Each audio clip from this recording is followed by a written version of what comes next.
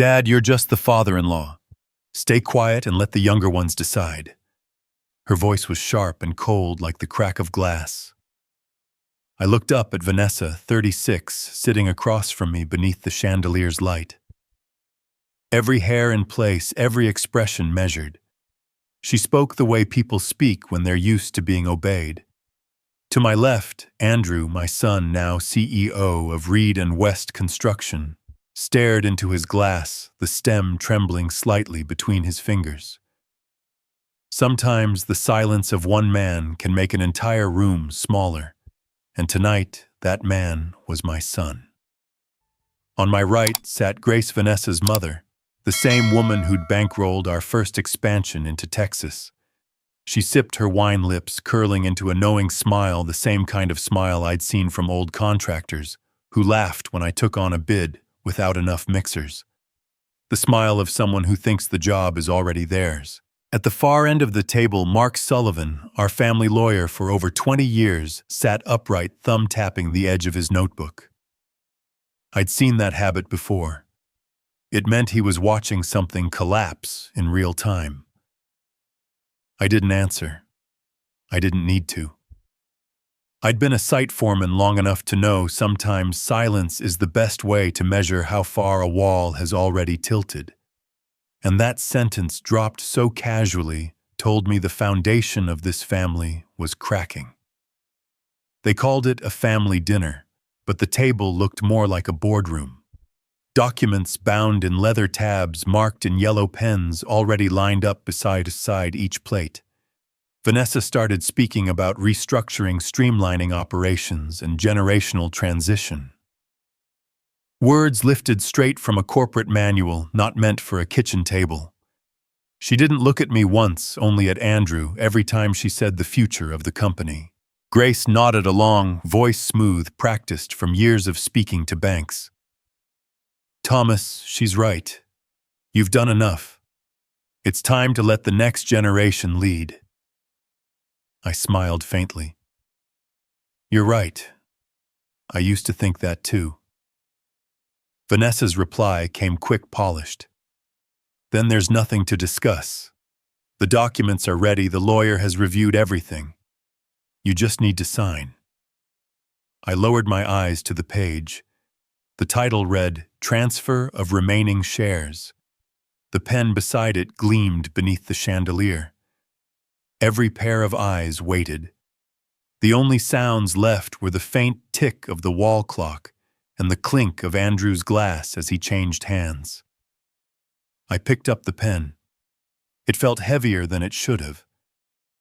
The weight wasn't in the metal, it was in what it represented.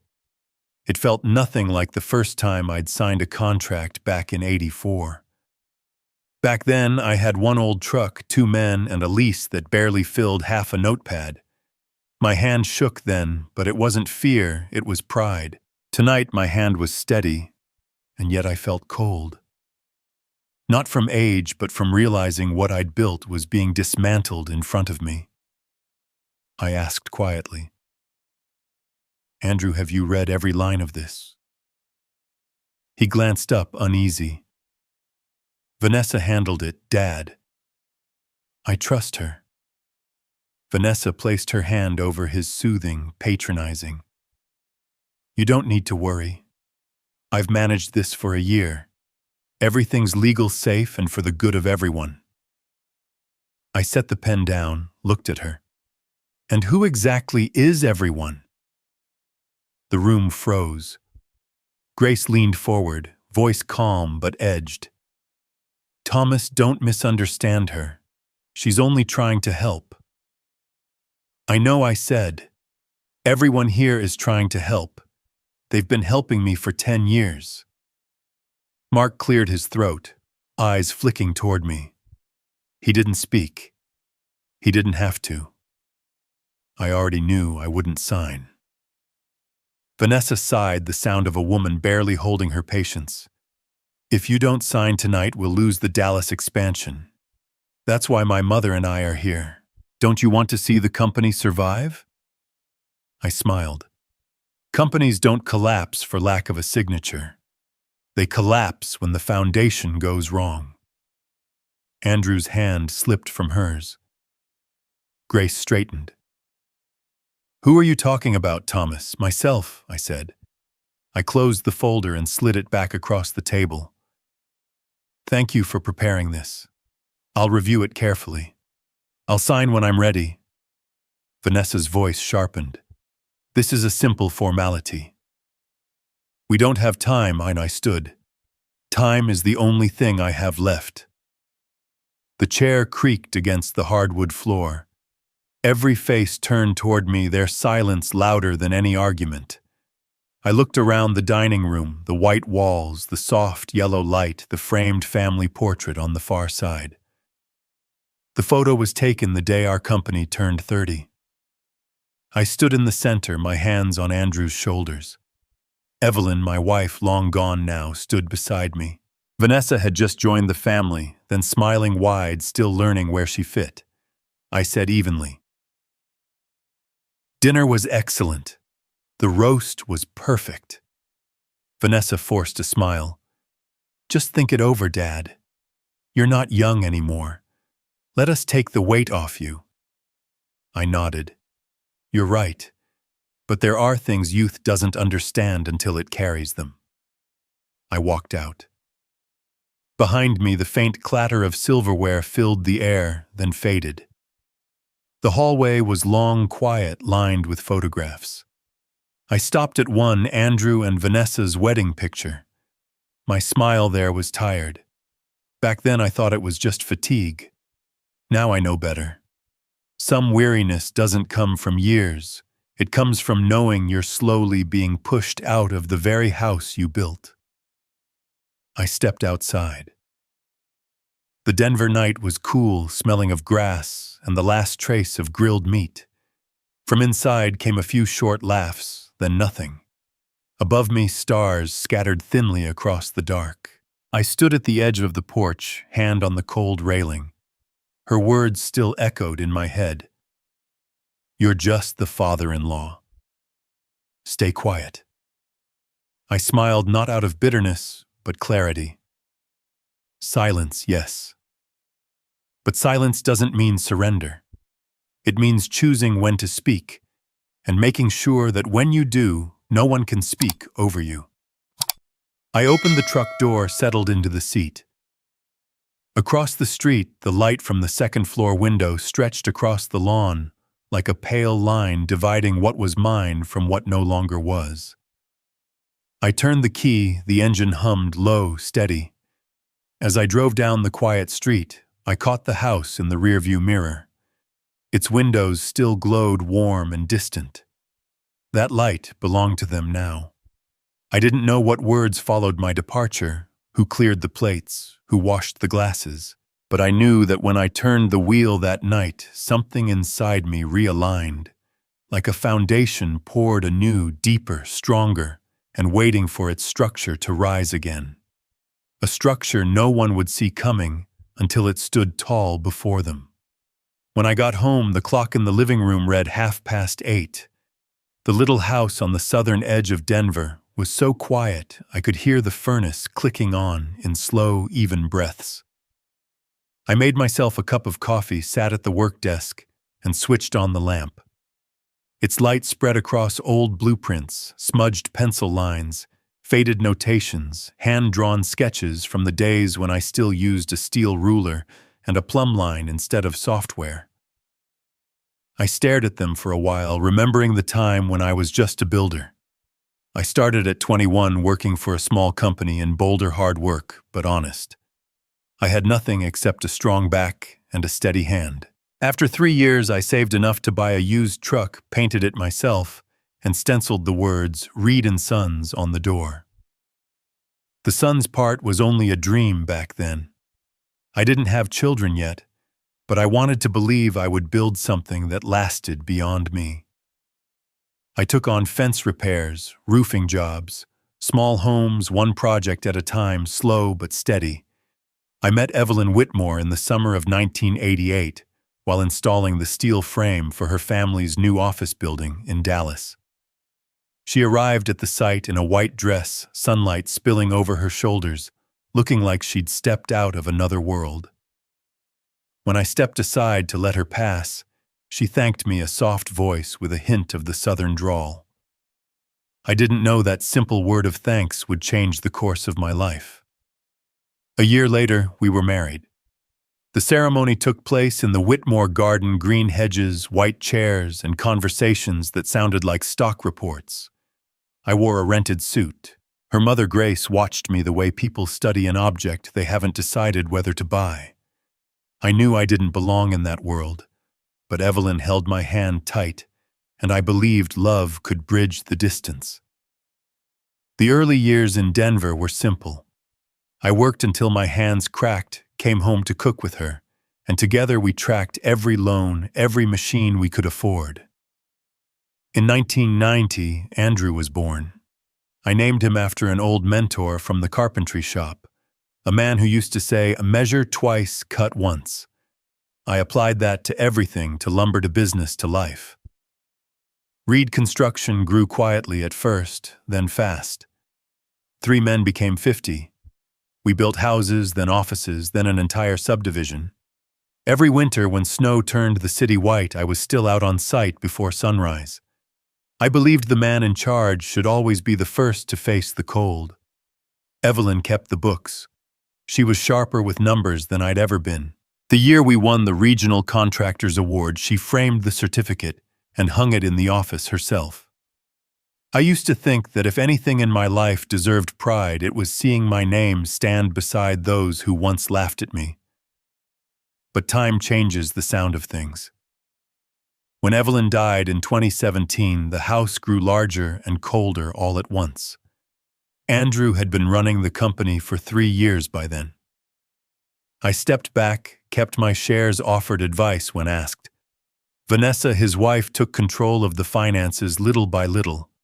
She was smart, persuasive, and she knew how to make Andrew believe she was the only one strong enough to carry the weight. I didn't argue. I watched. I told myself silence was a kind of trust, a way to keep peace in the house. Grace moved to Denver under the pretense of being closer to her grandchildren, but I knew better. She wanted proximity, not family control disguised as affection. Soon both women were shaping decisions that once came across my desk. I told myself not to interfere. Maybe I was tired. Maybe I simply didn't want to see my son forced to choose a side. One autumn afternoon, I stopped by the old office to pick up some archived blueprints. The walls had been repainted, my desk pushed into a corner. I was about to leave when I heard Vanessa's voice through the glass partition. Her tone was low, sharp, every word precise. "After dinner, the old man will sign. Once he does, the company will finally belong to us." I didn't move. I didn't need to know who she was talking to.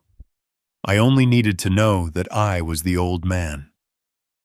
Outside, the wind swept down from the Rockies, cold and clean. I sat in the truck for a long time, staring at my hands on the wheel. They were still big, still scarred from decades of lifting and building, but they trembled.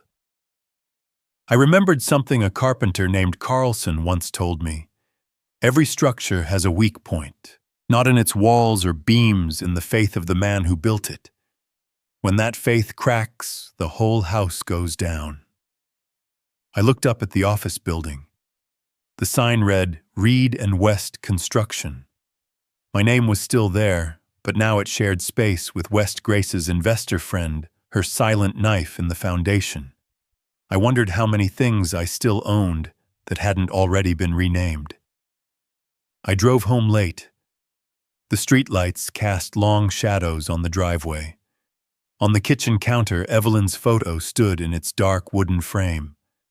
Her eyes were as gentle as ever. I sat across from her picture and whispered, "I've been quiet too long, Evie. Maybe far too long." The glass of water in my hand was still warm.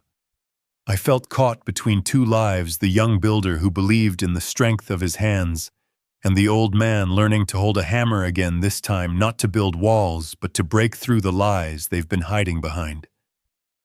Outside, the wind hissed through the trees. Dry leaves scraped against the roof. I turned off the lights. The room fell into the amber glow of a single street lamp. In that half-darkness, I realized the silence I'd chosen all these years wasn't keeping peace anymore. It had become a chain, and I wasn't going to wear it one day longer. The morning was still gray, the sun not yet over the Rockies.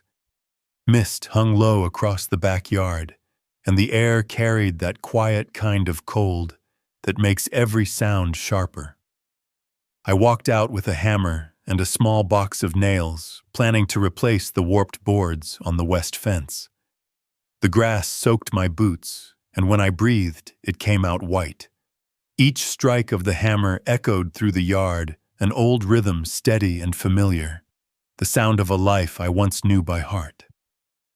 I was measuring the space between two posts when I heard voices from the other side of the fence. Vanessa and Grace. They stood close together about 30 feet away, their words slicing through the thin morning air. "We'll move the funds through Summit Advisory," Vanessa said, her voice smooth but firm. "Just for a month. Once the Dallas deal closes, everything goes back." Grace's answer drifted slower. "And Thomas?" "He'll find out." Vanessa laughed, short, brittle, the kind of laugh that doesn't touch the eyes. "He doesn't check the reports, doesn't log into the system. He still visits job sites like it's 1990. I'll handle it. A month is all I need." The hammer stopped mid-swing. Summit Advisory. I'd never heard the name, but I didn't need to. No one moves over $1 million temporarily unless they're hiding something. The handle pressed hard into my palm. I could feel my pulse in my fingers, slow and heavy. The wet grass was freezing, but my mind felt sharper than it had in years. I waited until their door closed before setting the hammer down. Then I sat on the porch chair, the one Evelyn used to sand herself, and looked out toward the mountains. The clouds were thick, the light thin and cold, but I knew what I'd just heard would split this family wider than any storm could. That night, sleep wouldn't come. I opened my old laptop, the one with a cracked hinge, and logged into the company server.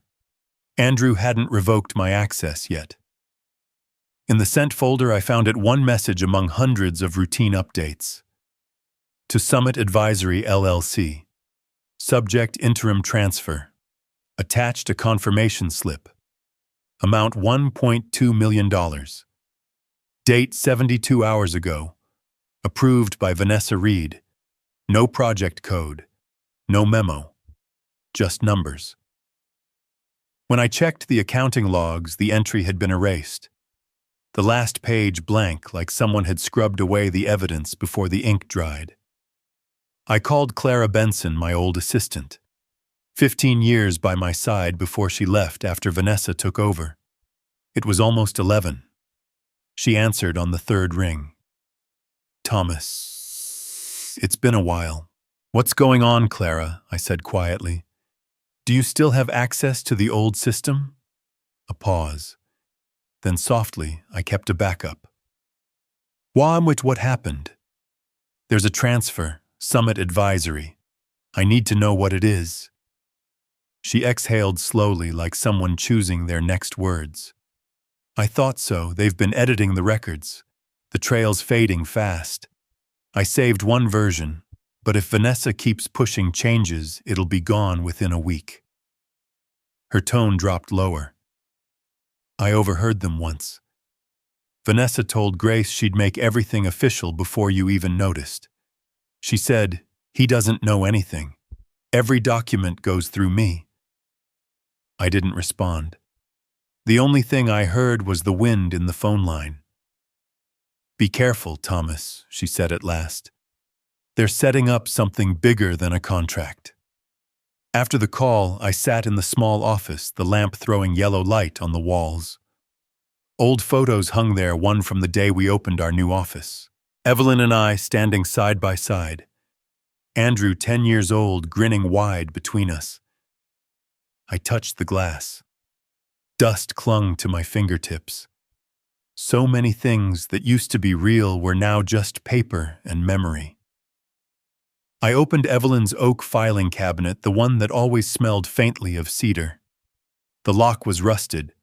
I had to pry it open with pliers. Inside were folders, faded letters, receipts, and photographs.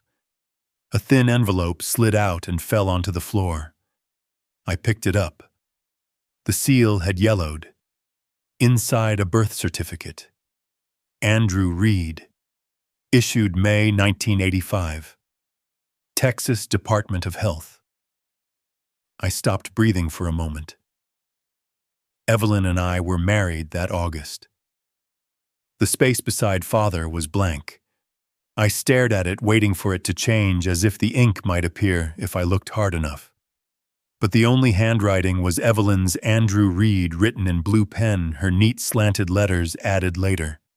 Not a draft, not a mistake. Official seal, State of Texas. The air felt heavy. Even the clock seemed louder. All my life I believed I was that boy's father. I remembered the first time I held him, his tiny hands clenching my finger. His hair brown like hers.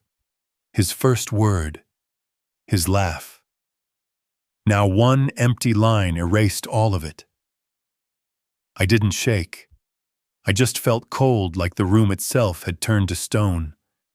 That word, unknown, burned through the paper. I looked up at Evelyn's photo on the wall. Her face was calm, almost peaceful, like someone beyond the reach of questions. I sat there for a long time. The memories began to reorder themselves, her trip to Dallas before the wedding. Grace's quiet remarks about how Evelyn followed her heart, the rush to marry, the vague answers. Now every piece fit. She had been pregnant before I ever said I do, and I had chosen to believe her story about a clerical error. I stood and walked outside. The night sky was black and still. The porch light cut a narrow path through the wet lawn. The mountains beyond were dark, unyielding, silent. I knew what I had to do next. No more silence. No more pretending. A car passed by, headlights sweeping over the fence I'd fixed that morning. The boards stood straight, tight, no gaps between them. And I thought about everything I'd built: houses, offices, a family, and realized none of it had ever truly been complete. Not because I lacked material, because I lacked the truth. I went back inside, folded the birth certificate with careful hands, slid it into its envelope, and placed it inside the steel safe beneath my desk. When the lock clicked, the sound echoed like a vow. I knew that when the moment came, this paper would speak for me. And when it did, there would be no room left for denial. There are blanks that aren't typos, only deliberate silences. I sat in my study, the birth certificate still on the desk. The desk lamp cast its narrow light across the page, right where the line for father lay empty. It glowed like a thin wound, cut clean through paper and years. I stared until the letters blurred, until the only thing left was that small white absence. It wasn't the absence of ink. It was the absence of memory, of trust I once thought unbreakable. I wondered why Evelyn had left it there in a sealed envelope with her handwriting on it, in the drawer she knew I opened every month. Did she want me to find it? Or was it just carelessness? There's no way to ask now. She's been gone 8 years, and she took her answers with her. All I have left are papers and summers that feel like they belong to someone else. Back in 1984, Evelyn told me she had to return to Dallas for a while, something about helping her father with a contract dispute. I was on a site in Colorado Springs then, too busy to ask questions. I remember dropping her off at the station, promising to call, but I don't remember ever asking her what really happened on that trip. 2 months later, she came back thinner, quieter, and said she never wanted to see Dallas again. I didn't press her. I told myself that love means not needing every answer. Now I know that silence was the space where this void began. I opened the filing cabinet again. The certificate bore the embossed seal of the state of Texas where Evelyn was born and raised. At the bottom, the registrar's signature dated May 1985. We were married that August. For decades, I believed Andrew was born later. Evelyn once said the date on the paper was the hospital's mistake, a filing error. And I believed her. Because believing her was easier than not. I picked up my phone, scrolled through the contacts, stopped on Mark Sullivan's name. My thumb hovered, then I set the phone down. Not yet. Some things need silence first to hear what the silence has to say. I leaned back in my chair. The night wind slipped through the crack in the window and moved the curtain like a breath. I smiled, a tired, bitter kind of smile. I'd spent a lifetime laying foundations for other people, and it turned out my own house never had one. On the bookshelf was a framed photo of us at the Grand Canyon, 1999. Andrew was 14, standing between us, shoulders against mine, grinning. Evelyn leaned toward him, her arm around me. For years, that picture was proof of everything solid in my life. But as I looked closer now, I saw something in her smile I'd never noticed, light, yes, but distant. The phone rang. I jumped, a little, glanced at the clock, almost 9. Clara's voice came through, quick, hushed. Thomas, I found an old backup of the accounting system. Vanessa deleted most of the primary files, but I pulled last month's report. There's a transfer to Summit Advisory, exactly what you mentioned. I'm sending it to your private email. Be careful. She might check the logs. Thank you, I said. Are you all right, Thomas? I will be. I just need a little time. I hung up and turned back to the desk. The birth certificate lay there beside a cold coffee mug and half-printed reports. I folded the paper, gently slipped it into its envelope, and placed it inside the small steel safe. When the lock turned, it sounded like closing the door on an old life, not to forget it, but to preserve the scene of the truth. Outside, the night was quiet. No moon, only the soft amber glow of the city beyond the trees. I sat on the porch, hands resting on my knees, and let my mind drift. I thought about Evelyn, about that night she came home from Dallas, pale but smiling. She said everything was fine, that she wanted a fresh start. I never asked from what. I just held her, believing every beginning was good if built on love. I was wrong, but wrong for the right reasons. The wind moved through the garden branches, brushing each other like old fingers remembering touch. I thought of the first years on site, measuring foundations, drawing lines on bare earth. I used to tell the crew, if a foundation is off by an inch today, the walls will crack tomorrow. They laughed, called me a perfectionist. But I knew strength starts with what no one sees. Evelyn understood that once. She'd never leave a frame crooked, never a picture askew. Now I think she knew too well the price of keeping things aligned, because she once let something slip that could never be fixed. I walked through the house slowly. Every room still carried her, a trace of perfume in the bedroom, a scarf left over the armchair. I moved carefully, afraid to disturb the fragile order that remained. At the window, I caught my reflection in the glass, an old man with silver hair and slightly bent shoulders. No anger, just clarity. I opened the safe once more, looked at the folded paper resting inside. No father's name, no proof, no denial. But truth doesn't need witnesses, only someone willing to face it. I told no one, not Andrew, not Mark, not Clara. I chose silence again, but not the kind that hides. This was a different kind of silence, the kind a builder keeps before giving the order to tear down a wall, the silence that belongs to preparation. I closed the safe, turned off the lamp, leaving only the faint light from the hallway. The room sank into darkness. The clock ticked steady. I sat down, drew a deep breath, and let the calm settle in my chest. Everything was ready. All that was left was the right moment. Before bed, I opened my notebook and wrote a few short lines. No plan, no date, just fragments, times, company names, figures. And at the bottom, one word written in thick, deliberate ink: begin. The morning in Denver was a cold kind of gray.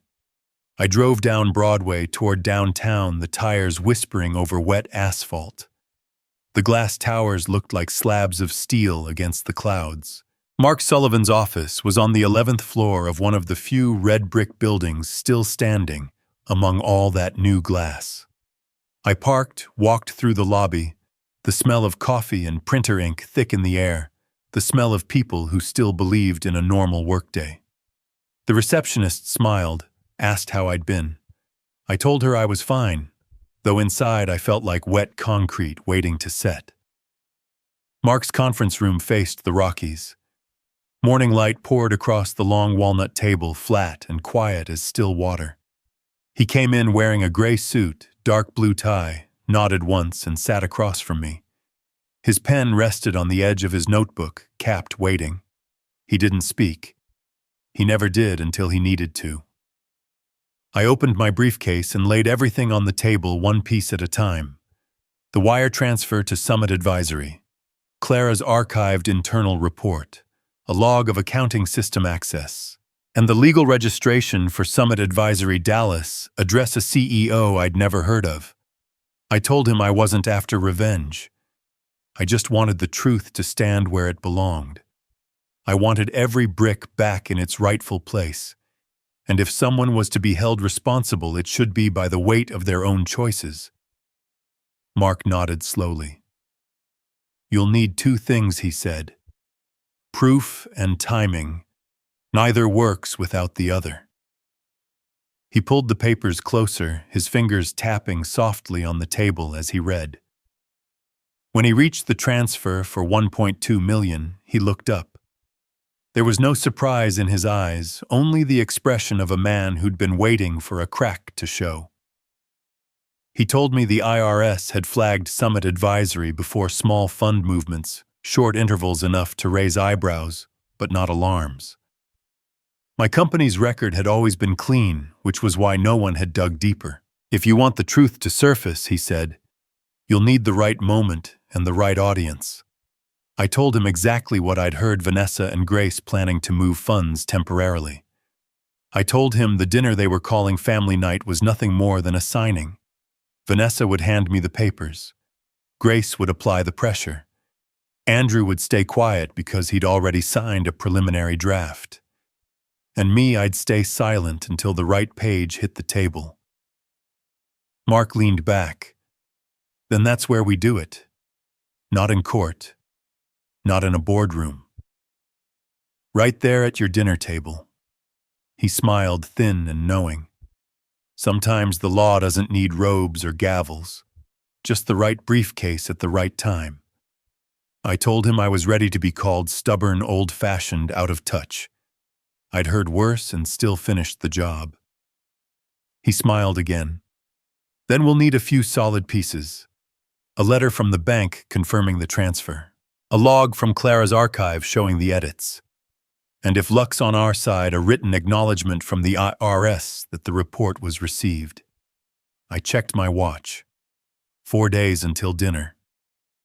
Enough time, I asked. Enough, he said. As long as everyone does their part. He'd call a contact at the bank. I'd keep Clara safe and ready with originals if needed. Most important, he said, keep quiet. Don't let Vanessa sense a shift. Timing is proof's twin. Too early, and they'll rewrite the story. Too late, and it sinks like stone. I sat there listening to the low hum of the heater through the vent. Sunlight crept up the legs of the table, then faded. Mark drew a straight line on a sheet of paper, dividing it into 3 sections. Observation. Preparation. Presentation, he said. We've finished the first two. I asked what presentation meant. It's not about the papers, he said. It's about the placement, getting the right person in the right seat so there's no denying what they see. He began arranging the table in his mind like a chessboard. 5 people. You, Vanessa, Andrew, Grace, and me. I'll sit beside you across from Vanessa, Grace beside her, Andrew at the far end. When she slides the pen toward you, you hold it. When she says, everything's been reviewed, I open the case. That's your moment. I could see it, the whole scene, as clearly as a floor plan. What if they push back? I asked. Say the Dallas project depends on my signature. He smiled. Then you say one thing: opportunity doesn't come from skipping steps. And if they still press, look at Andrew. Ask if he's read every clause. Sometimes one question can break a whole design. I told him about the birth certificate. He didn't flinch. He only lowered his voice. That's between you and your family, he said. Keep it out of the dinner unless they try to use it against you. If they do that, truth isn't for humiliation. It's to remind them that family isn't a contract. I nodded and tucked it away in the back of my mind, a drawer only I had the key to. Mark stood and started making coffee. He always brewed it himself, even with an automatic machine humming 2 feet away. I watched him measure the grounds, pour the water, wait for the slow drip. The smell filled the room, softening its edges. He handed me a cup. We drank in silence. There are kinds of quiet that aren't empty, only the backward swing of a hammer before the fall. I asked him for one more thing. If the worst happened, if Andrew chose his wife and her mother over me, I didn't want him destroyed with them. I want him protected, I said. If he cooperates, if he makes it right. Mark nodded. That's not weakness, he said. That's a father's way. I'll build him a safe path: restitution, transfer, compliance. No handcuffs. Just pull the plug where the wire's burning. While he made a few short calls, I walked the room. On the wall hung a photograph of a little league team he'd coached years ago. I thought of Lily, my granddaughter, running into my workshop, asking me to fix the bridge on her dollhouse. And I saw it clearly, a bridge between 2 sides drifting apart. It wasn't for Vanessa or Grace. It was for Andrew. And for Lily. If I did this right, that bridge would stand. Mark hung up and said the bank would send a statement first thing tomorrow. The tax office would forward an acknowledgement within 48 hours. He told me to back up Clara's files on an offline drive and bring a time-stamped printed copy for him to seal and sign. I nodded, gathered the papers, and zipped my case slowly, the way you close a window before a storm. We shook hands. His grip was steady. Get some sleep, he said. Nothing dulls clarity like exhaustion. I laughed. I've spent nights in a pickup truck during snow season. One dinner under chandeliers won't finish me. He smiled. Snow and wind are honest, Thomas.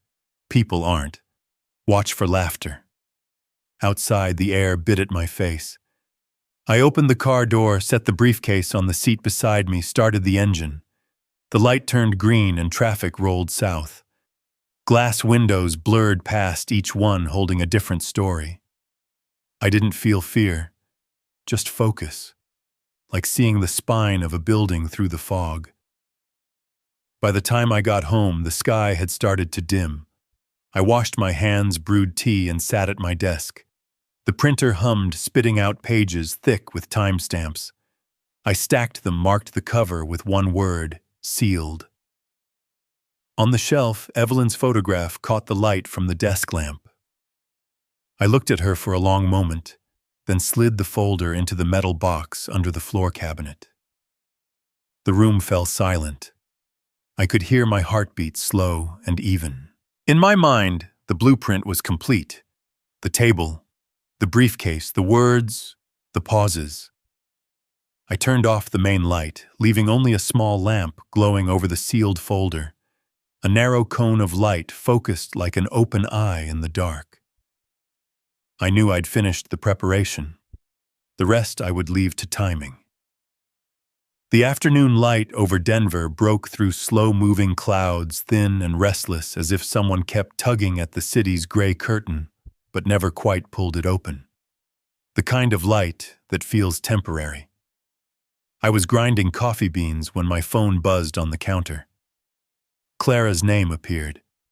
Her voice was lower than usual, urgent, but trying not to sound like it. She said she'd found something, the 2023 audit report archived deep in the system. Page 32, a footnote hardly larger than a breath, revised by V. Reed. Then she paused. I heard her exhale, and when she spoke again, her tone changed, softer, frightened. She said she'd overheard Grace on the phone earlier. Grace had told someone that Vanessa needed to protect the company from someone who isn't blood. I felt my pulse slow, heavy. I asked her to repeat it. She did word for word, almost whispering, "Not blood." The phrase hung between us like the snap of a beam under strain. I told her to send everything to Mark directly, quietly. No cloud copies, no shared drives. Back up only the original files on an offline disk, and keep it somewhere no one would think to look. She said she was scared Vanessa would find out. I told her the truth protects its own if you let it. When the call ended, I sat motionless, listening to the clock tick on the wall. In my mind, I saw Evelyn again, sleeves rolled, pen, moving through ledgers at our old kitchen table, the kind of focus that made you think nothing in the world could deceive her. She once told me, money doesn't lie. It just waits for someone honest enough to follow it. Now I was finally walking that trail. Sunlight crept through the slats of the fence outside, drawing thin bars of gold over the yard. I went out toolbox in hand, pretending to fix the irrigation line. The wrench bit into metal, my fingers raw against the cold steel. Not blood. The words replayed with every turn of the bolt. Some things I thought only stay standing because you tighten them yourself, not because you trust anyone else to. When I came back inside, my email pinged. Attachment Audit Report 2023.pdf from Clara. I opened it and scrolled straight to page 32. There it was, neat and merciless, revised by V. Reed. Vanessa had tampered with the audit, rewriting the numbers to make the transfer to Summit Advisory look legitimate. Her signature wasn't just a name. It was a confession in 12 letters. I sat back, staring at the screen, wondering how many years I'd spent living in a house where every door was quietly relocked behind me. I forwarded the file to Mark with one short line, enough proof to break the ground. Outside, the wind rose, brushing against the windows. I closed the blinds. Thin dust swirled through the air, caught in a shaft of light. And then footsteps, small ones. Lily appeared in the doorway, hair shining like the afternoon itself, clutching a freshly printed sheet. "Grandpa," she said, "I printed Mom's file by accident." She giggled and handed it over. I took it half distracted until I saw the title at the top. Summit Advisory Adjustments, Final Transfer. My stomach dropped. It was a full confirmation document, the final transaction record, time stamps, amounts, and Vanessa's electronic signature in the lower right corner. I read every line. Each figure matched the ones Mark and I had cross-checked that morning. It wasn't coincidence. It was closure. I looked up at Lily. She waited innocent, expecting praise for fixing a printer mistake. I managed a smile, placed a hand on her head. "You just helped Grandpa with something important," I told her. "What is it?" she asked. Sometimes, I said, truth finds the people who aren't even looking for it. She laughed and ran off toward the yard, her ponytail flashing gold as she disappeared into sunlight. I sat there for a while, feeling the thud of my pulse in my ears. Every fragment was now in place: Clara's report, Mark's records, and the printout from Vanessa's own account. The circle had finally closed.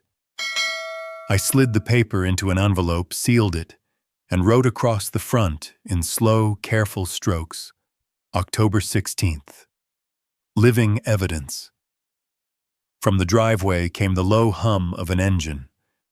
I glanced through the window. Andrew's silver sedan pulled up. I tucked the envelope into the desk drawer, shut it quietly, and stepped outside as he walked in. He looked worn, like a man carrying two weights, one visible, one not. He asked about the Fort Collins site. I said it was steady. Then I asked how his Dallas meeting went. Just routine, he said too quickly. Routine, I repeated. That's where people hide the prettiest traps. He didn't answer. For a second, his eyes flickered, some private worry surfacing before he forced it down again. I let it go. Some truths you don't drag out. You wait for them to walk toward you. Later, when the house had quieted and the day slipped into night, I turned on the desk lamp and took a picture of the transfer document. The glow from the phone's screen reflected off the ink like water. I sent the image to Mark with a message. The game's ending sooner than we thought. He replied minutes later, stay the course. I set the phone aside and leaned back. The room smelled faintly of sawdust and old varnish. I thought about Evelyn again, about the way she believed honesty always returns, even if it takes the long road home. Maybe she was right. Maybe truth doesn't die. It just waits until someone's quiet enough to hear it breathe. The clock struck 8. The sound echoed down the hall, steady and cold. In the drawer beside me, the envelope lay still among other files, the kind of silence that feels like depth, not emptiness. I knew I didn't have to look any further. Everything was already there, clear as a crack running down a painted wall.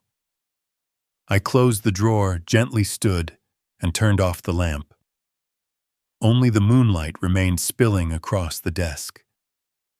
The stray sheet Lily had printed was still there, the black letters fading as the light shifted.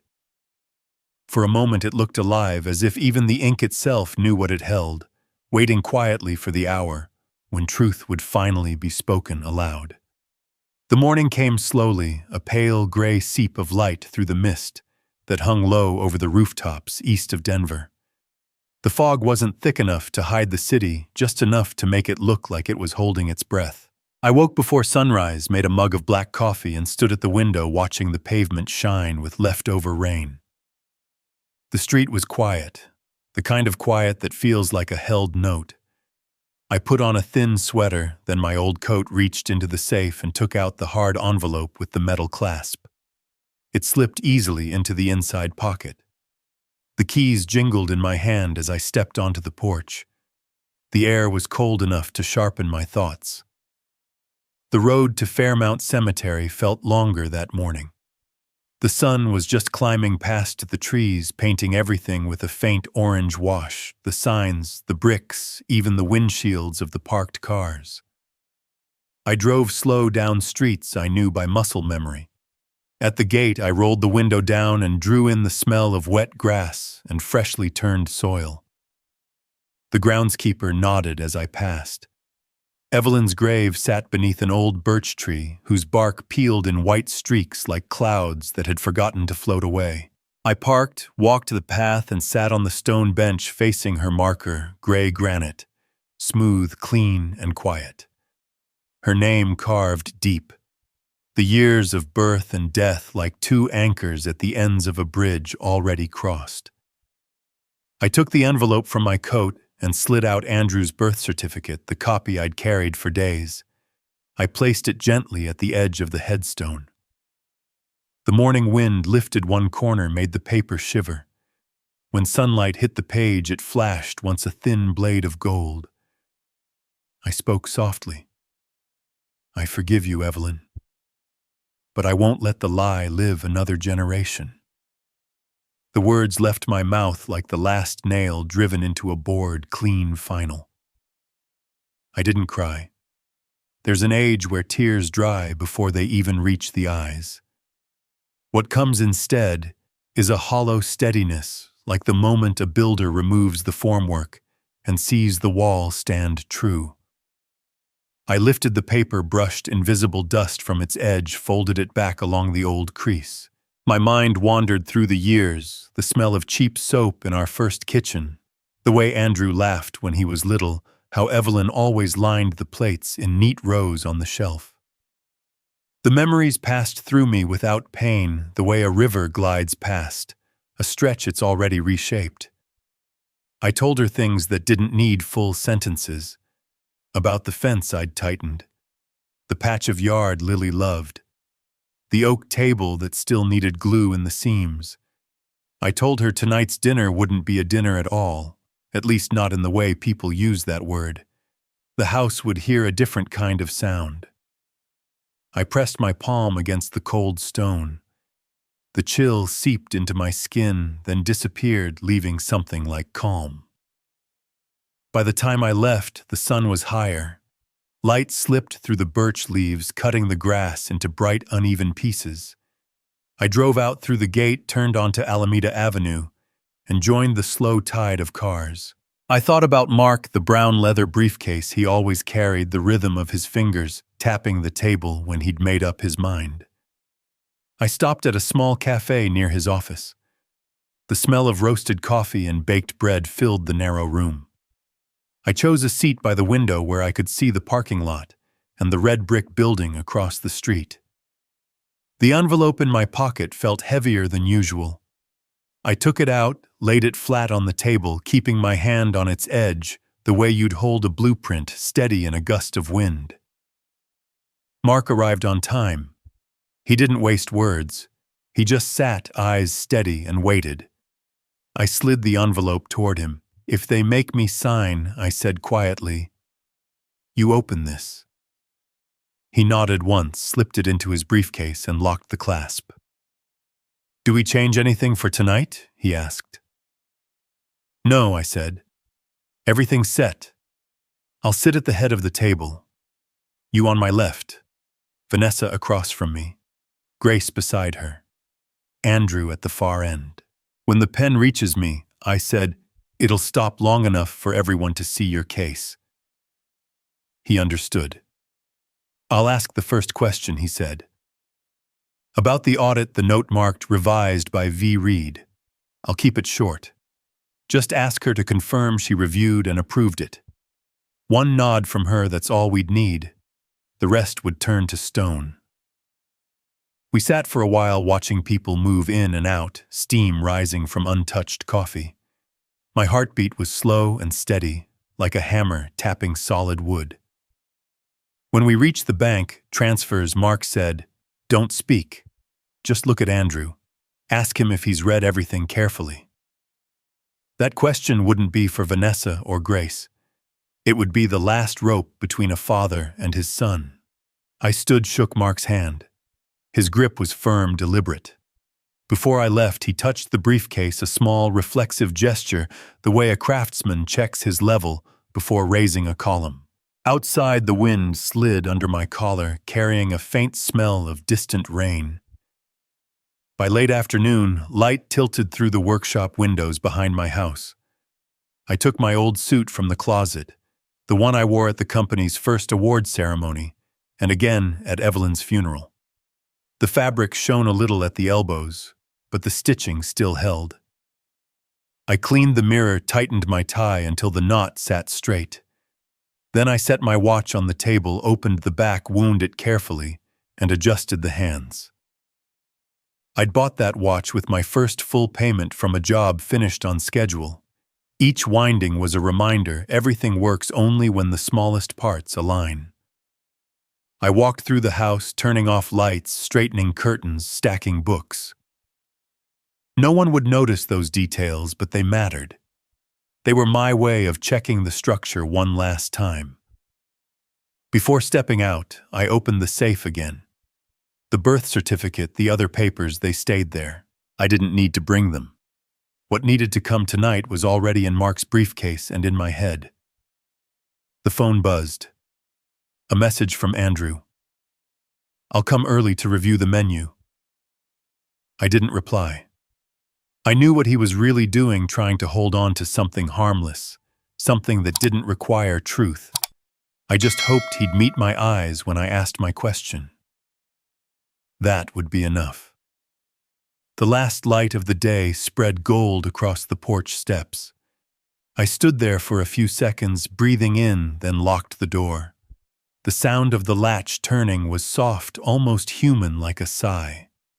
I pocketed the keys, squared my shoulders, and ran through the sequence in my mind, every seat, every pause, every word I'd let fall. I knew exactly what I would say, and what I wouldn't. At the bottom step, I opened the car door. On the passenger seat lay Evelyn's pale blue handkerchief, the one I'd kept out of habit more than memory. I placed my hand on it for a moment, then started the engine. The city unfolded ahead, streets and buildings rising like layers of a blueprint. I merged into traffic, the tires humming in rhythm. Overhead, a single cloud broke in two, letting a bar of sunlight fall between them, thin and bright, like a beam sliding into its place in the frame. I thought of the dinner, of Mark's case opening, of the paper laid bare. I could already see the room lit up, hear the faint clatter of silverware, and somewhere between those sounds, the silence. The silence, sharp enough to split the air like a hammer, paused mid-swing. When I pulled up to the red brick building to meet Mark, I checked my watch. The second hand clicked forward one notch. I turned off the engine, listening to the metal cool and settle, the same sound a scaffold makes before the concrete sets. I stepped out, closed the door gently, my palm resting on the cold steel for a moment. No rush. Everything was exactly where it needed to be. The morning rose slowly, a thin veil of mist hung like breath over the roofs on Denver's east side. I was awake before dawn, brewed a cup of black coffee, and stood by the window watching the wet pavement shine under the first faint light. The city felt as if it were holding still, waiting for the day to begin. I put on a sweater, slipped into my old coat, reached into the safe and took out the hard envelope with the metal clasp. It fit perfectly into the inner pocket. The keys jingled softly in my palm as I stepped onto the porch. The cold air cleared the last of the night from my head. The drive to Fairmount Cemetery felt longer than usual. The sun pushed up past the trees, washing the brick walls and road signs in a pale orange glow. I took it slow, passing the same streets I'd driven for half a lifetime. At the gates, I rolled down the window and breathed in the scent of wet grass and freshly turned earth. A groundskeeper nodded. I nodded back and turned down the narrow path toward the family plot. Evelyn's grave lay beneath an old birch tree, its trunk white and streaked like broken clouds. I stopped and sat on the stone bench across from her marker. The granite was smooth gray, the name carved deep, the birth year and death year, like the two ends of a bridge already crossed. I opened another envelope, not the one meant for tonight, and pulled out Andrew's birth certificate. I laid it across the top edge of the headstone. The morning wind lifted it slightly, made it tremble. A thin blade of sunlight slipped through the branches and landed on the page, glinting across the blank where a father's name should have been.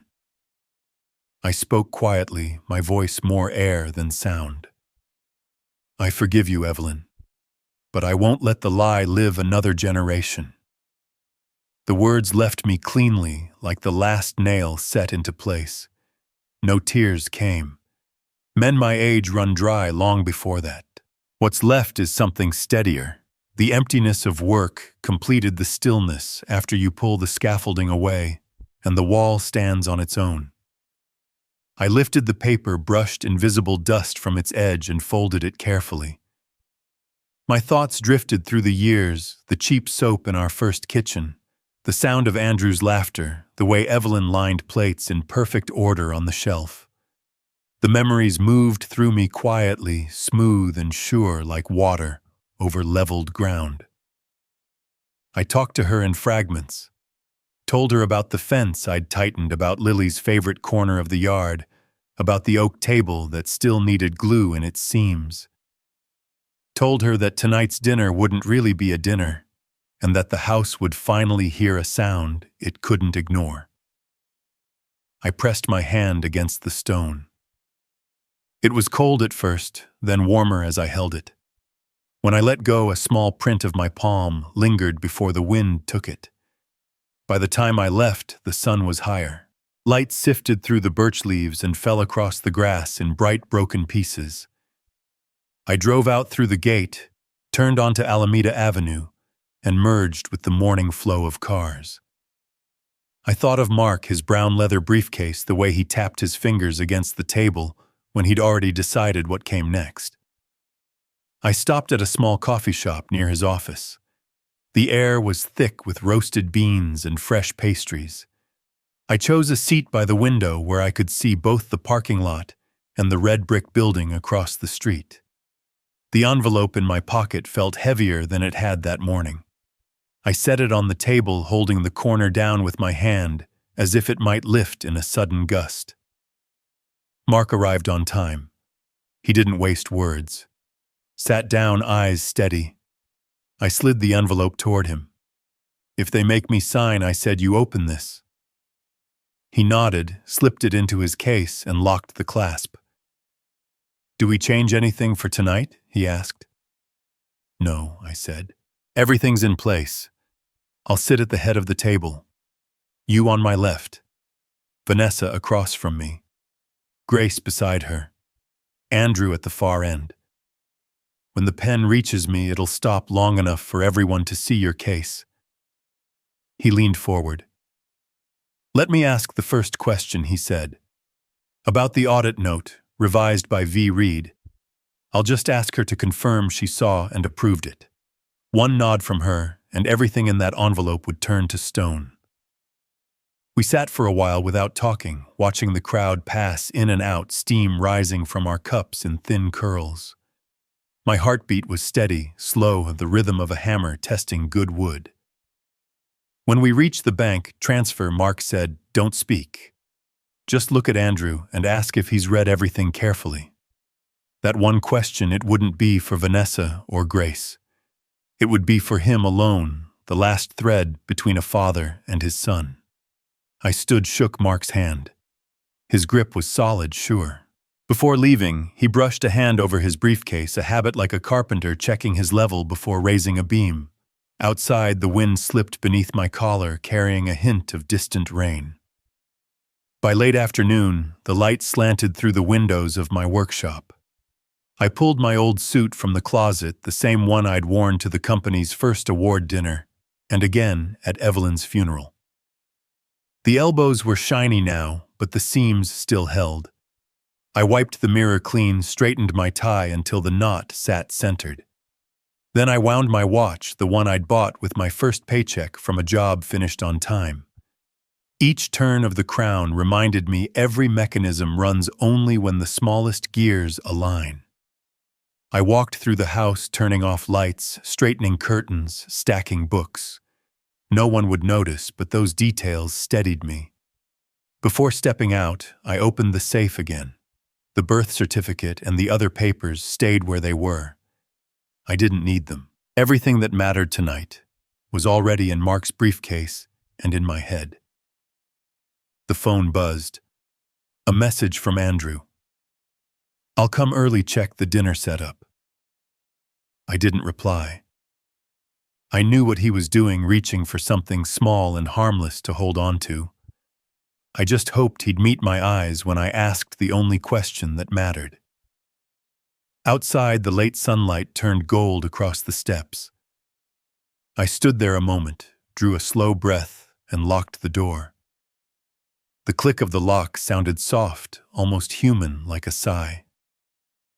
I slipped the keys into my pocket, squared my shoulders, and went over the plan again in my head. Every chair, every pause, every word I'd let fall, and every silence I'd keep. Down the steps, I opened the car door. On the passenger seat lay Evelyn's pale blue handkerchief, a habit I hadn't been able to break. I touched it lightly before starting the engine. The city stretched ahead like a blueprint, lines of streets, crossing layers of glass and steel stacking upward. I eased into traffic, the tires humming low. Above, a long cloud split in two, letting a single beam of sunlight fall through thin, clean, precise, like a plank settling into place. I thought about the dinner, about the case that would open the paper that would land on the table. I could already see the bright room, the faces, the sound of cutlery tapping, and within it, the silence. The silence sharp enough to stop the air mid-breath. When I reached the red brick building where Mark was waiting, I checked my watch. The second hand moved one notch forward. I turned off the engine and listened to it cool, the same sound scaffolding makes before concrete sets. I stepped out, shut the door, and rested my hand on the cold metal. No hurry. Everything was exactly where it needed to be. The dining room glowed in warm amber light, the kind that smooths over tension but doesn't erase it. It pooled across the oak table, polished to a mirror, where reflections looked steadier than the people making them. The air was thick with rosemary and roasted lamb with the slow breath of red wine. I stepped inside, felt the heat settle over the fabric of my old suit. Napkins were folded in perfect squares, the silver-aligned crystal glasses so clear they caught every flicker of light like threads of glass. Vanessa stood at the head of the table, smiling the way a host does when she's already rehearsed the ending. Grace sat beside her, pearls winking under the chandelier, one hand poised on her wineglass, as if she were holding a note. Across from me, Andrew's tie was crooked by a notch, his eyes fixed on the tablecloth, his shoulders drawn in tight. I pulled my chair out. The legs scraped softly against the hardwood, short and final. Mark Sullivan was already there to my left. Upright, his hand resting lightly on the leather case. He wasn't looking at me or anyone else, just existing in the right place at the right time, like a column that had already been measured and poured. The waiter filled our glasses. The red spiraled, caught the light, then stilled. Grace was the first to lift her glass. Her voice carried perfectly smooth and deliberate, a toast to the new generation, to progress to those willing to take responsibility. She lowered her glass and let her gaze skim over me, sharp as a blade testing the tenderness of meat. I raised my own halfway, my voice steady. And to what's older than these lights, I said, what's still holding this house upright, the truth. The glasses touched with a sound like two stones meeting under shallow water. Vanessa didn't let silence linger. She nodded to the waiter who placed a bound folder on the table. She slid it toward me, then nudged the pen to the edge of my napkin. Her tone was composed, her words clipped. Tonight, she said, was about order, about finishing the restructuring, keeping everything tidy before morning, when the letters would go to the bank and our partners. She said the word tidy like a chef clearing plates before dessert. I placed my fingertips on the pen and turned it slowly. The metal was cool, reflective, heavier than the field pens I'd used back when I was still on construction sites. Andrew adjusted in his seat, elbows pulling inward. Between us, the air stretched thin, brittle like glass, waiting for a hairline crack. Vanessa looked at Mark and said softly that the attorney had reviewed everything, that this was only a formality. Mark said nothing. His hand moved slightly across the case, the faint shift of a craftsman testing a latch before lifting the lid. Grace added that opportunity doesn't wait, that procedure slows progress, that the younger generation deserves flat ground to run on. I turned the first page. Familiar words. Blank spaces for signatures. Lines where names were shortened to initials. Andrew, I said quietly, have you read every clause? He nodded once, barely a gesture, thin as a thread. Vanessa answered for him, smiling. He'd read it, she said. She'd read it more times than she could count. All that remained was a single signature, a clean period at the end of a long sentence. I laid the pen down parallel to the edge of the table. Then let me read the sentence in full, I said. I pulled the folder closer, flipping through until I reached the section on transfer of ownership, delegation of authority, and liability exemption. The paper whispered as it turned a soft brushing sound that somehow felt louder than speech. The waiter brought the vegetables, set the silver tray between us. No one reached for it. Vanessa's smile tightened by a degree. She mentioned the Dallas project, how everything was waiting for our approval. Grace followed, saying, "Leaders know when to seize the moment that hesitation leaves people behind." Mark stayed silent. He didn't need to look at me. I knew exactly where his thumb rested on the clasp. In my mind, the scene mapped out like a blueprint projected on a wall. To the left, the golden strip of light. To the right, the velvet dark of the curtain. In the center, the pen, the case, 3 faces, 2 quickened breaths. Vanessa asked me to sign the final page, said the rest was administrative. I pressed the pen's tip against the paper, close enough for the light to gleam along the barrel, but I didn't write. "When was the last review of last year's audit?" I asked. "Last month," she replied instantly, too quickly. "Everything's clean, ready for transition." "And the revision note," I said. "Who made the most recent one?" A half-beat passed. "Accounting handled it," she said. I approved. Grace set her glass down too sharply. The sound rang brittle. "Thomas, you're derailing the point," she said. I nodded. "When the track's true, the train runs smooth. But if a wheel jumps, maybe a tie's come loose." Vanessa placed her palm flat on the folder and slid it an inch closer. "Sign it, Dad. Let's keep it tidy." I didn't look at the pen. I looked at Andrew. He lifted his head for the first time that night. His eyes met mine, fear, guilt, something unnamed flickering between them. "Read it again," I said softly. "All of it. Before tonight. Before any signature." His mouth opened, then closed like a door meeting a headwind. Mark moved the briefcase closer.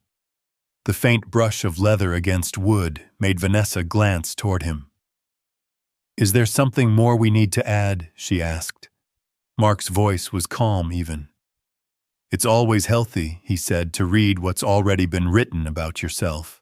The room contracted, the air thickened by a fraction. The chandelier gave a small metallic tick, the sound of heat shrinking metal.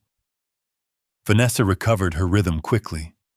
She began to talk about the future, about doors waiting to open, about employees waiting for decisions. She painted a world almost finished, waiting only for my signature to make it whole. I placed my hand on the folder, feeling the grain under my fingertips. "I've signed plenty," I said. "The day I bought my first truck. The day I leased our first lot. The day we won the regional contractor award." Every signature carried weight because before each one someone had the decency to look a truth in the eye. Vanessa's posture faltered slightly. Grace tried to pick up the thread, but couldn't find the words.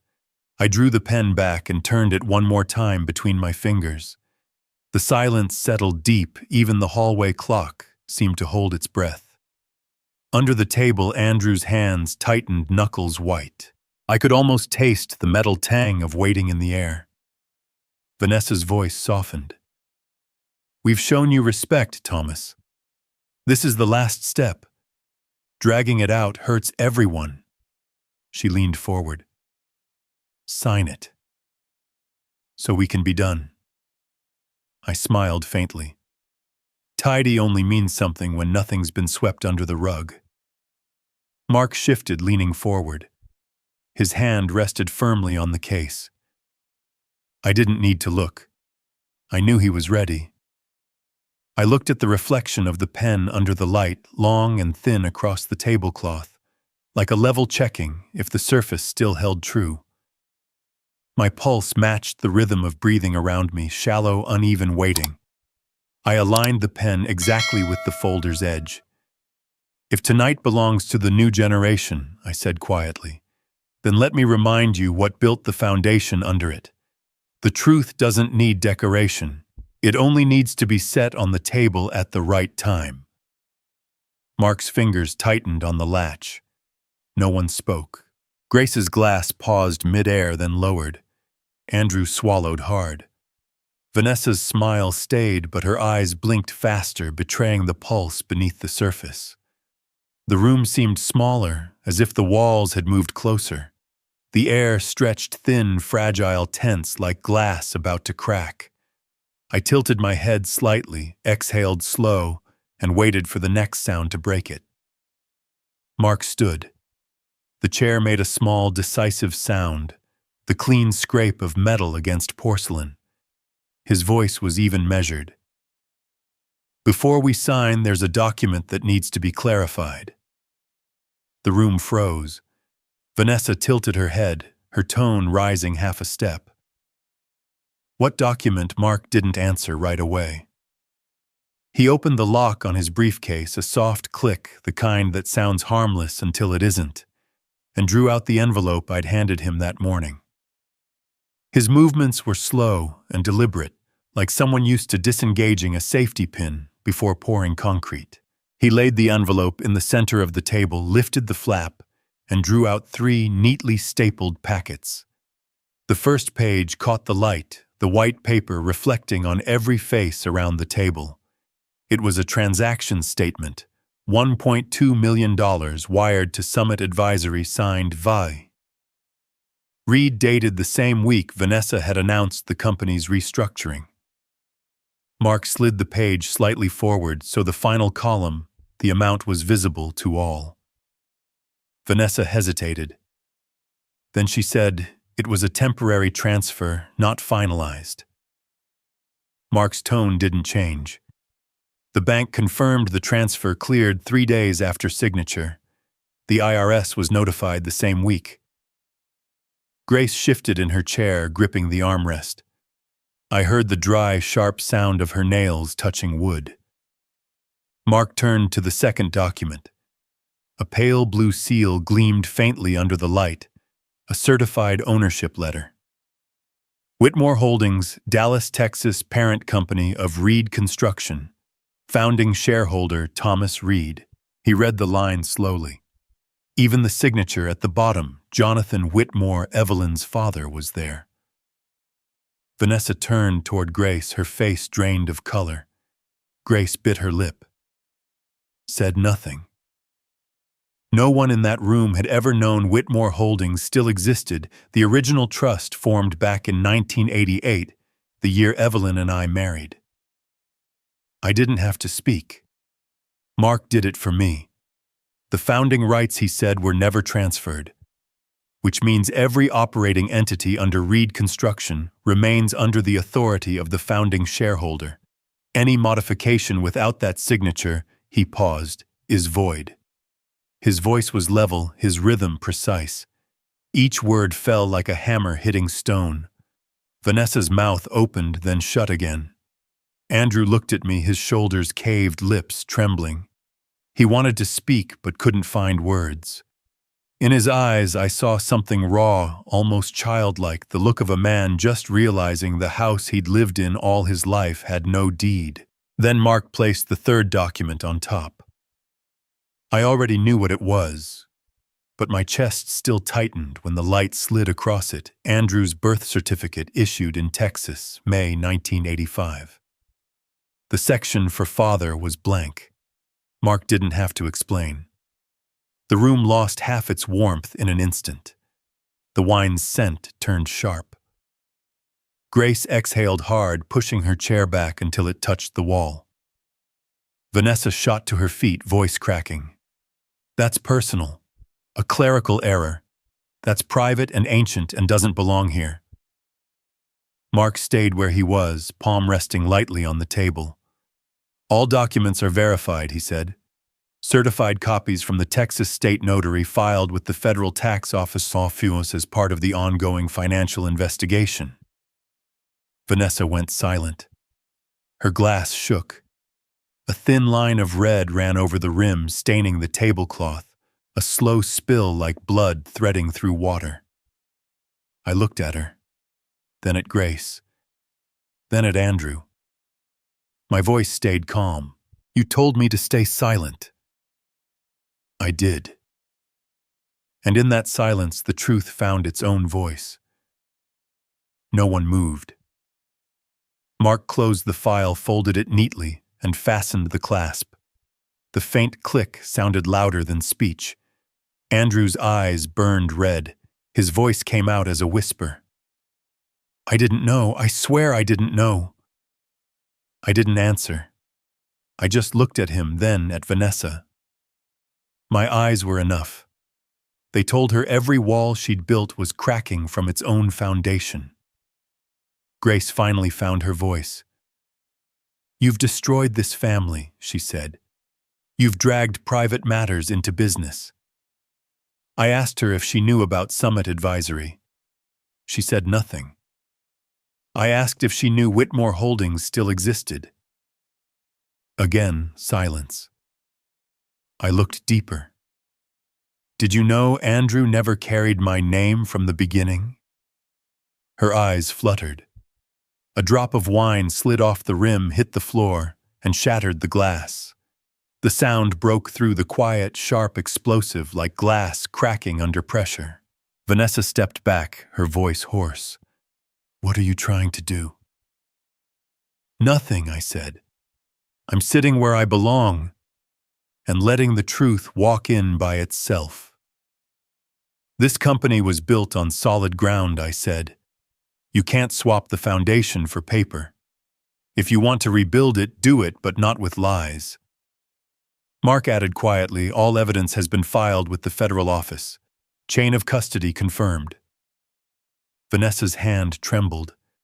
Her wineglass tipped red, spilling across the table's edge. I rose slowly, the chair's legs grating once against the floor. The light threw long, jagged shadows on the wall faces, overlapping, distorted, blending together, until no one could tell who was who. I walked to the head of the table, stopped behind Andrew, and laid my hand gently on his shoulder. He looked up, dazed. If there's anything left to save, I said, start with the truth. He nodded, lips moving without sound. Vanessa threw the pen across the table. It rolled, ringing faintly, then stopped. You'll regret this, she said. I looked at her evenly. Regret won't belong to me.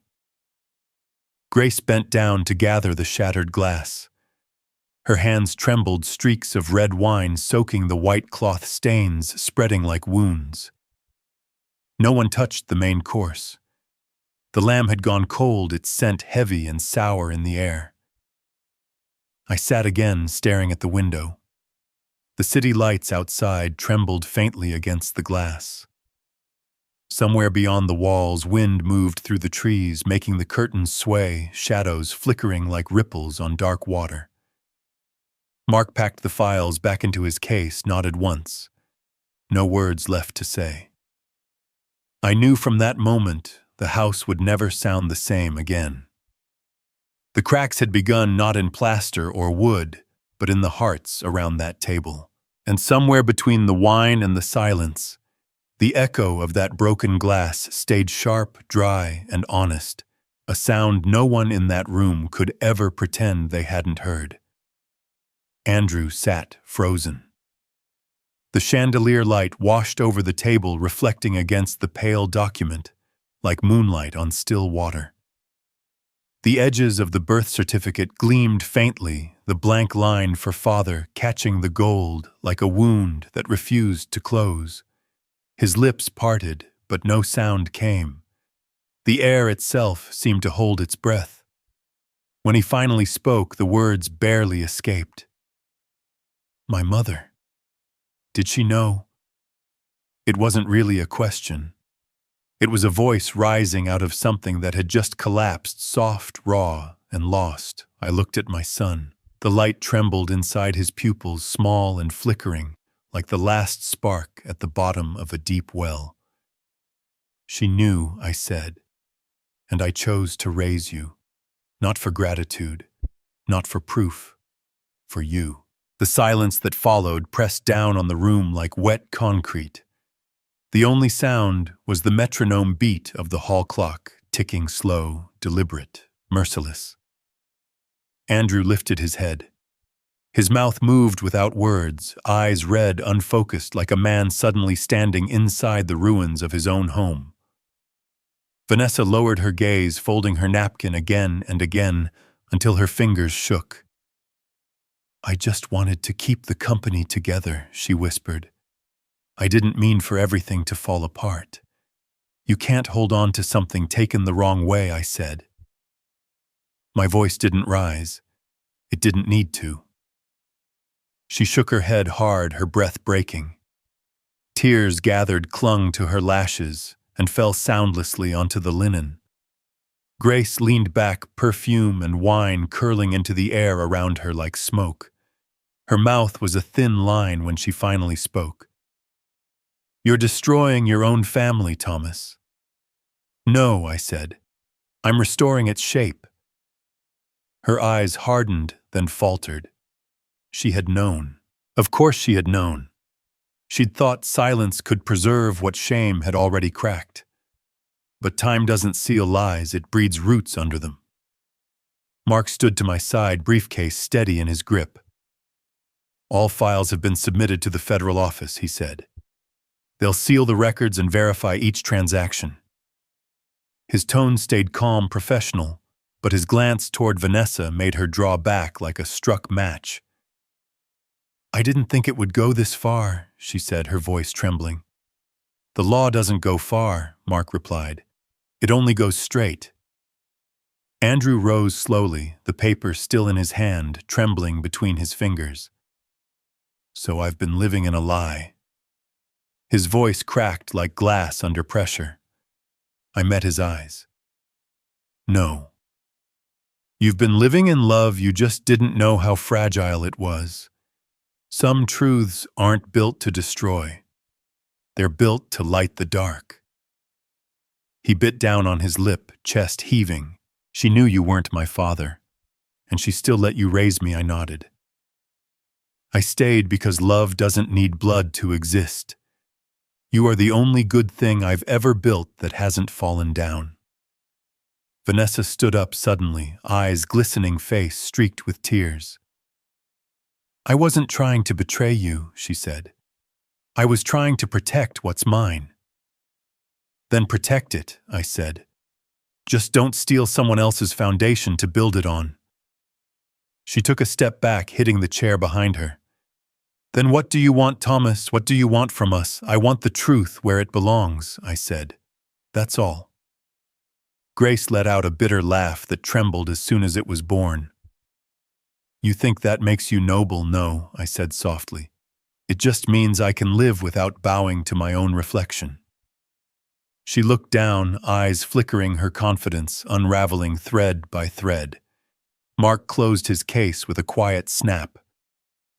"I'll have everything filed by dawn," he said. "They'll have no room to rewrite it." "Thank you," I said. He placed a firm hand on my shoulder. "Justice doesn't scream," he said quietly. "It waits. And then it walks in." "I know," I said. "It always has." Andrew sank back into his chair, hands clasped together like a child praying to something that would no longer answer. I walked behind him, rested my palm on his shoulder. It trembled beneath my hand, the way it used to when he scraped his knees and tried to hide the tears. "The foundation may crack," I said gently, "but it doesn't fall, not if the truth still holds it. You don't have to apologize. Just promise me this don't build another floor on lies." He nodded. His tears dropped onto my hand, warm, real heavy. Vanessa turned her face away, voice barely audible. I didn't think it would end like this. Things don't end, I said. They stop when people give up fixing them. She looked at me, then fear and regret colliding in her eyes. For the first time, I saw something honest there, late but true. Grace set down her glass, eyes locked on the flickering candle. I thought silence protected my daughter, she whispered. But maybe I was only building walls around guilt. I said nothing. Sometimes mercy looks exactly like silence. The air felt heavy again, the kind that settles after a building has come down. Mark adjusted his collar, nodded slightly. I understood. It was time. I stood. The joints in my knees ached, the years catching up to me all at once. I looked around the table. Just hours ago, they had imagined this would end with my signature. Now the table was a battlefield, papers gleaming like shrapnel in the lamplight. My voice came quiet but sharp. Justice doesn't need noise. It hears everything. It's people who pretend not to. Andrew lifted his head, dazed like someone waking from a long dream. Vanessa sat still, hands trembling around her napkin. Grace leaned back, eyes closed, her breath uneven. Mark opened the door. The corridor air swept in cool, unfiltered cleansing. I followed him halfway, then stopped. The light from the dining room spilled through the gap, casting a long, golden path that split the floor into two halves, light and dark. From somewhere deep in the house, the clock struck again. Each tick landed in my chest like the slow pound of a hammer on steel. I stepped out into the hallway. Didn't look back. The night air carried the faint scent of snow and pine. Outside, Denver slept under its blanket of silence. And I knew this was not an ending. It was the clearing before rebuilding. The house, the company, myself, all of it would need new footing. Something that wouldn't crack. Something earned.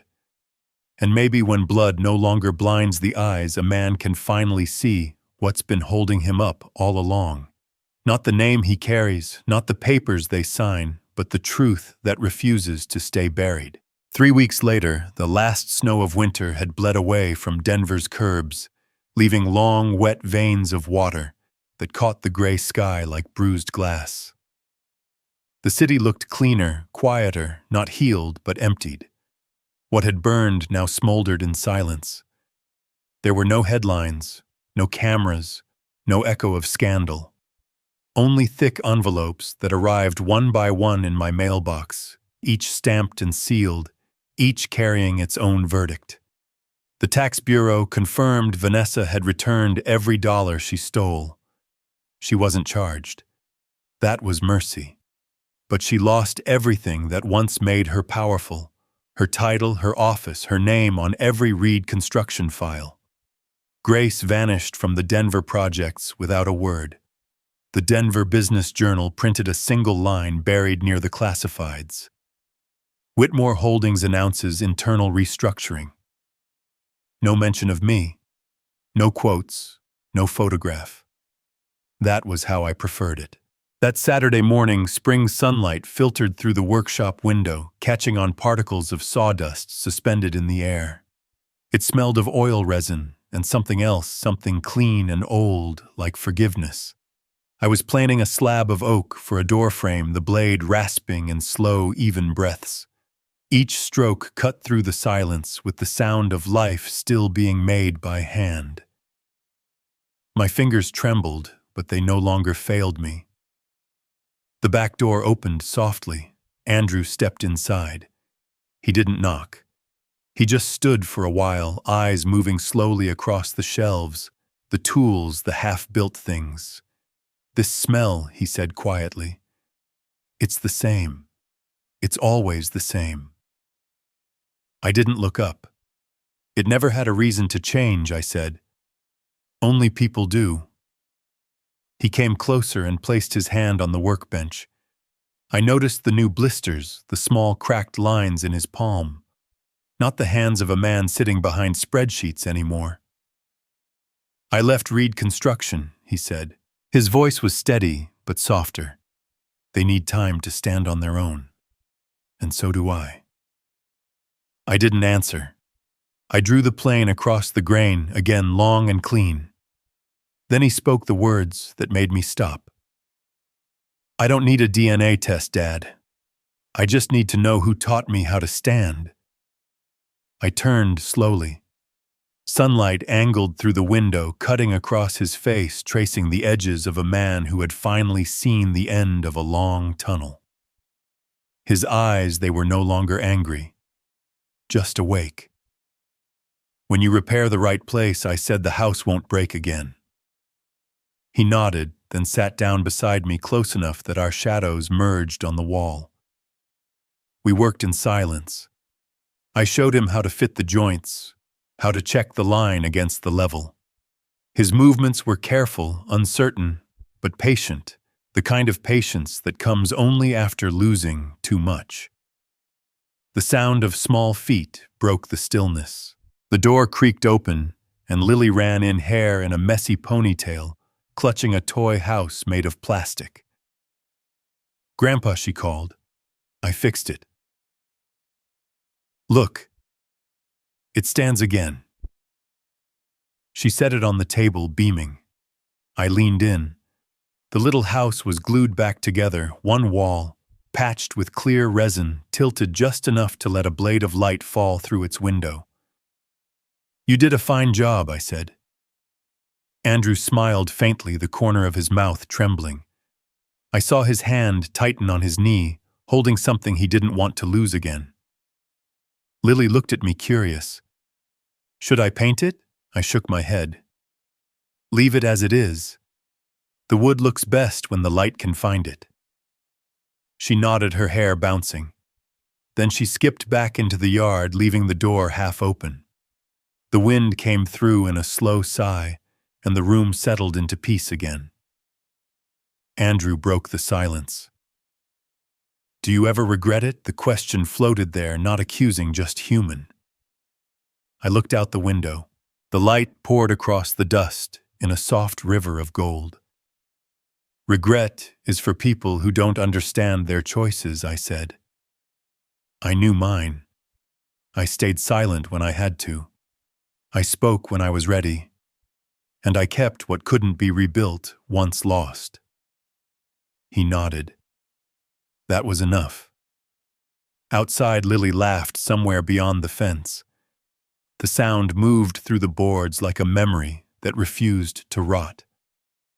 I could almost hear Evelyn's voice again from years ago. When the wind passes through a house, it only takes the dust.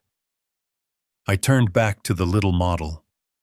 The sunlight through its window carved a perfect rectangle on the table. The house was small, patched, uneven, and standing. I ran my fingers over it. The plastic was still warm from Lily's hands. Andrew's voice came again, lower. "Will you ever go back to the company?" I shook my head. "No. I've done my part.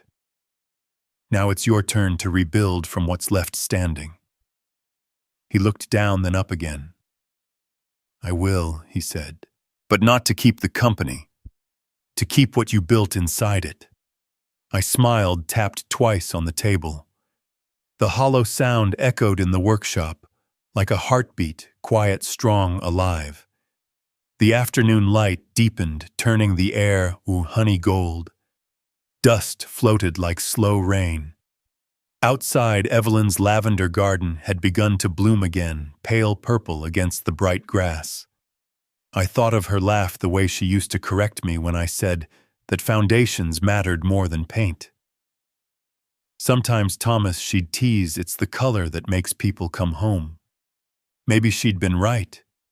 Or maybe she'd known that strength and beauty were the same thing seen from two different sources. I picked up Lily's model and set it on the shelf by the window. The breeze moved the curtain, and the shadow of the tiny house shimmered across the table like a heart still beating underwater. The air smelled of cut wood, sunlight, and something faintly sweet, renewal maybe. At the corner of the table, Andrew scribbled something on a small torn page and placed it beside the model. I leaned closer. 2 words written in neat, shaking ink. "Thank you." I said nothing. I only rested my hand on his shoulder firm, certain the way a beam rests against a wall it trusts. Outside, a distant car rolled past, the hum of its engine mixing with the whisper of wind through the lavender and the scent of resin and soil. Something inside me, something buried under years of dust and silence, finally cracked open. And in that sound, soft and almost invisible, I heard the truth of every home I'd ever built. Houses fall. People break. Families fracture. But the foundations, the ones built from love, forgiveness, and the courage to look at what's real, those never crumble. I sat again, picked up the plane, and drew it slowly across the wood. The blade whispered against the grain. Metal touched metal, and the rhythm of work, steady, certain, alive, filled the room once more. And there, in that small workshop, beneath a pale window, and a sky still bruised from winter, I finally understood the sound of survival isn't a shout. It's the quiet scrape of a hand still building. The road west out of Denver felt both familiar and strange, the kind of familiarity that aches when you realize how much of it you've already lost. I drove past slopes of dry grass and boulders scattered like the knuckles of the Rockies, old and steady. The afternoon wind carried the scent of pine sap and dust brushing against the window in long, whispering strokes.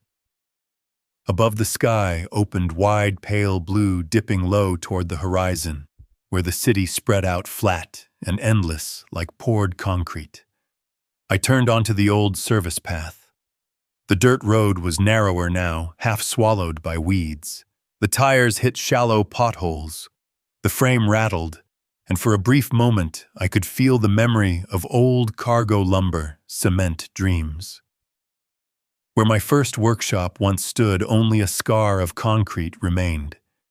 A few rusted pillars, a broken wall no higher than my knee, the skeleton of a beginning. I shut off the engine, opened the door, and stepped down. The gravel shifted under my boots, dry and brittle. The wind climbed the hill, carrying with it the faraway hum of traffic and the thin cry of some unseen bird. I walked to the edge of the old foundation and laid my hand on the pitted surface. The concrete was cool, almost cold, stubbornly keeping its temperature even under the lowering sun. My voice came out before I thought to stop it. All my life I built homes for other people, and somewhere along the way I forgot to check the foundation of my own.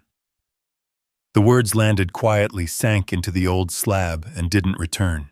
I remembered the day we poured this foundation, me at the edge of the trench, holding the level, watching the bubble hover in its glass tube. I used to think being right and being straight were the same thing. But a man learns too late that life doesn't come with a level. You have to listen to the tilt, to the silence, to the shift you feel before anything cracks. I moved toward where the small crane once stood. The wind slipped through the bolt holes, making a sound like an old flute someone forgot to play. That soft hum carried me back to mornings before dawn, when I arrived before the crew turned on the lights, poured the first coffee. I would stand there with the blueprints on the wall and imagine the sound of hammers before they even began. I could see myself, younger, tired, proud, shouting when the first contract came through, laughing so loud, the crows took flight over this same hill. The sky was turning amber clouds, catching the last sunlight like slow-moving fire. I sat on the low wall and let my legs hang. The world had gone still. The kind of stillness that comes after everything collapses but before it rebuilds. After the storm, nothing returns as it was. It returns as what it's meant to be, straighter, scarred, but solid. The IRS had closed the file. Vanessa paid everything back, disappeared from the company rosters. Grace withdrew her capital.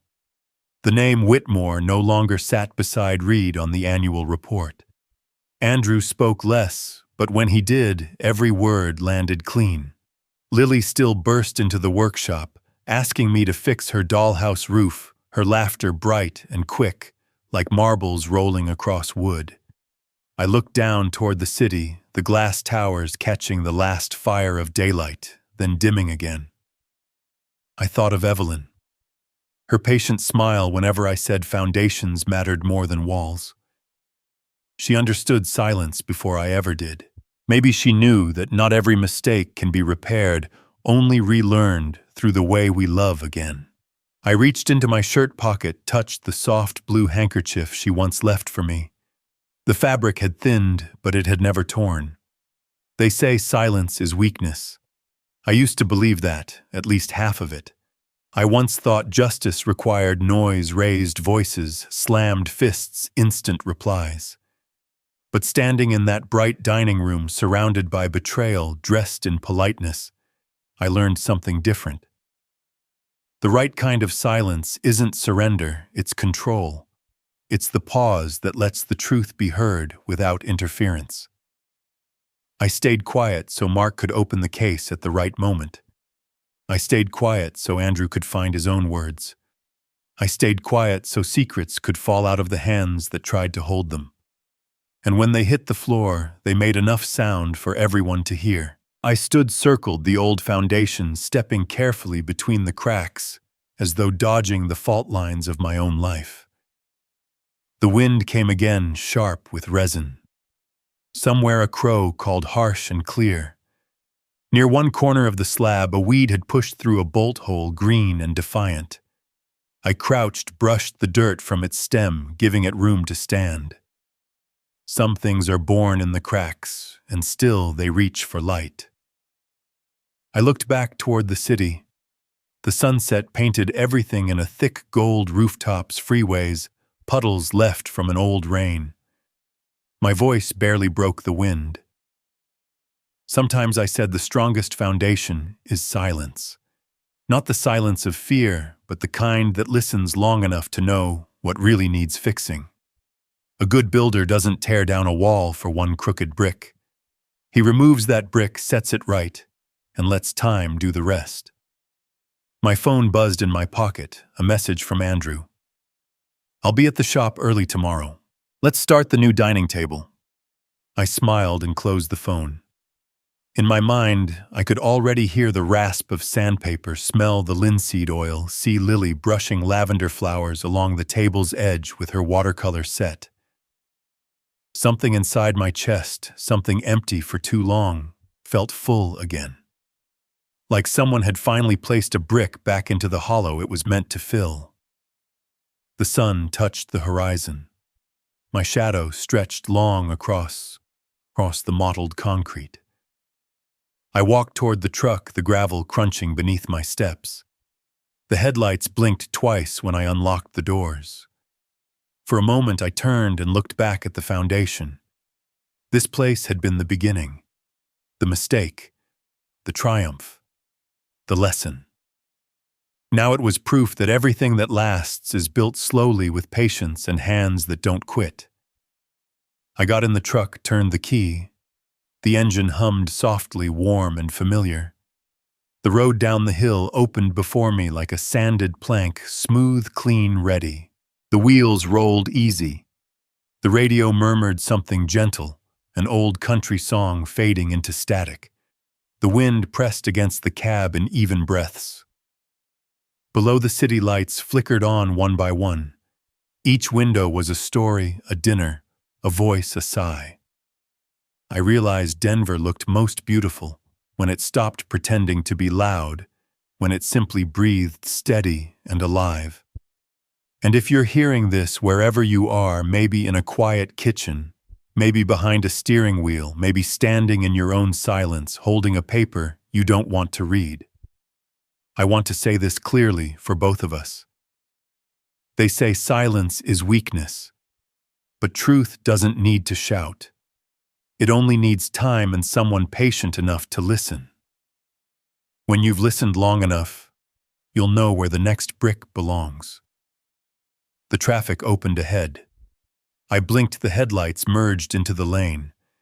Behind me, the last trace of sunset sank into the mountains, replaced by the amber glow of Colfax Avenue. The engine purred, steady as a heartbeat. Inside me, the noise was gone. The silence at last made sense, like the even sound of a plane gliding along wood. And so I drove calm and certain toward a city that was finally breathing right again. If this story found you in a quiet moment, if it reminded you that silence too has a voice, share it. Let someone else hear it. Like it, subscribe if you wish, and leave a word of your own. I'll read it. I'll listen when I should, and speak when it's time. And together we'll lay our bricks again, one by one, until the house stands steady under the morning light.